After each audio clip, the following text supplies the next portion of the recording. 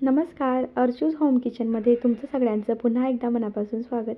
चला तर आज पाक न करता मकर संक्रांती स्पेशल तिळाचे लाडू कसे करायचे ते बघणार आहोत. अजिबात कडक न होता खुसखुशीत असे हे लाडू बनवून तयार होतात. चला तर मग पटकन रेसिपीला सुरुवात करूया. एकाच वाटीने आपण हे सर्व साहित्य मोजून घेणार आहोत. तर इथं मी 1 वाटी शेंगदाणे घेतलेत, त्याच वाटीने 2 वाटी तीळ आणि 3 वाटी चिरलेला गूळ, असं याचं अगदी अचूक प्रमाण आहे.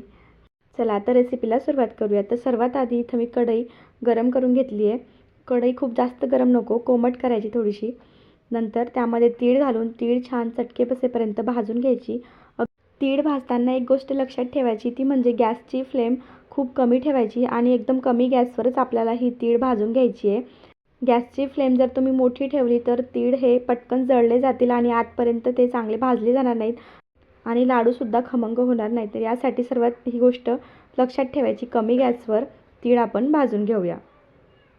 तर बघा इथं तीळ छान भाजली जाते, कलरसुद्धा तीळीचा चेंज झाला आहे आणि इथं तडतडसुद्धा तीळ उडायला लागली आहेत. म्हणजे समजायचं की आता आपली तीळ भाजून झाली आहे. हाताने असं चेक करत राहायचं, म्हणजे हाताला बघा चटके पण बसत आहेत आता. म्हणजे तीळ आता इथं मस्त भाजली गेली आहे. तीळीचा कलर पण बघा मस्त चेंज झाला आहे, तुम्ही बघू शकतात. आणि आता हे तीळ आपण काढून घेऊया आणि थंड करायला ठेवून देऊया. तर त्याच कढईमध्ये आपण जे 1 वाटी शेंगदाणे घेतले होते, आता शेंगदाणेसुद्धा मंद गॅसवर भाजून घ्यायचे. छान चटके बसेपर्यंत शेंगदाणेसुद्धा लो टू मीडियम फ्लेमवरच भाजून घ्यायचे. शेंगदाणे पण जेवढे छान तुम्ही भाजणार तेवढी खमंग त्याची चव त्या लाडूंमध्ये उतरते. म्हणून शेंगदाणे पण छान असे खरपूस होईपर्यंत भाजून घ्यायचे. बघा आता इथं शेंगदाण्याचा कलर पण चेंज झाला आहे. बघा हाताने साल काढून बघायची, पटकन निघत असली म्हणजे समजायचं की शेंगदाणेसुद्धा भाजून झालेत. आणि शेंगदाणे आता काढून घेऊया. आणि तीळ पण बघा इथं थंड झाली आहे. तर आता मी काय करणार आहे, 2 वाटी आपण तीळ घेतली होती, त्यातली जी 1 वाटी तीळ आहे, 1 वाटी तीळ मिक्सरच्या भांड्यामध्ये घालून छान जाडसर अशी दळून घ्यायची. खूप जास्त बारीक नको, फक्त पल्स मोडवर 1-2 वेळेस फिरवायची आणि जाडसर टेक्स्चर राहील अशी फिरवून घ्यायची. म्हणजे काय होईल, असं केल्याने बाइंडिंगसुद्धा लाडूला छान येतं. तर बघा व्हिडिओमध्ये दाखवल्याप्रमाणेच अशीच तीळ ठेवायची आहे जाडसर, खूप जास्त बारीक नको. आता ही 1 वाटी तीळ आणि 1 वाटी बारीक केलेली तीळ आणि आता हे शेंगदाणेसुद्धा थंड झालेत.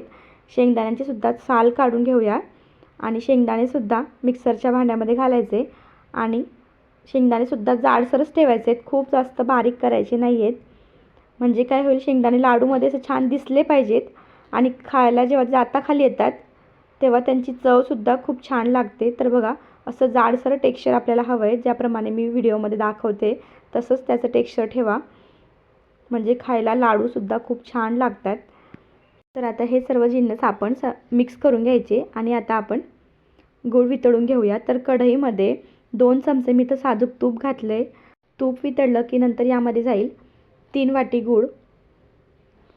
बारीक गूळ शक्यतो चिरून घ्या बारीक असा, खूप असे मोठे मोठे त्याचे खडे नका ठेवू, नाहीतर काय होईल, तो पटकन वितळला जात नाही. म्हणून गूळ असा बारीकच चिरून घ्यायचा. नंतर त्यामध्ये जाईल 2 चमचे पाणी.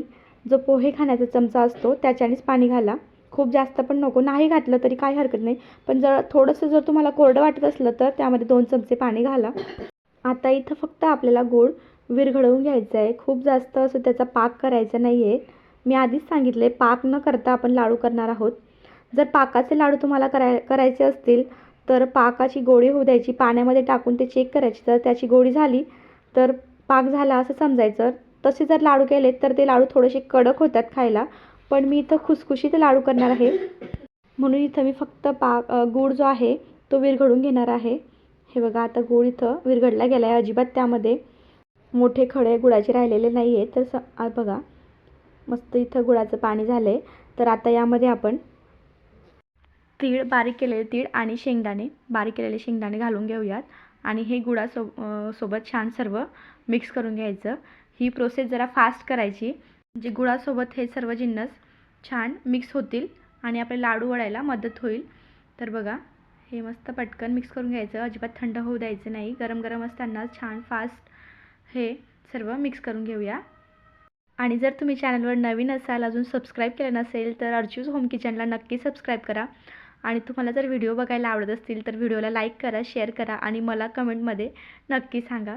आणि बघा इथं कलर किती छान आला आहे मिश्रणाला आणि सर्व मिश्रण छान बनवून तयार आहे. आता गरम गरमच याचे लाडू बनवून घेऊया.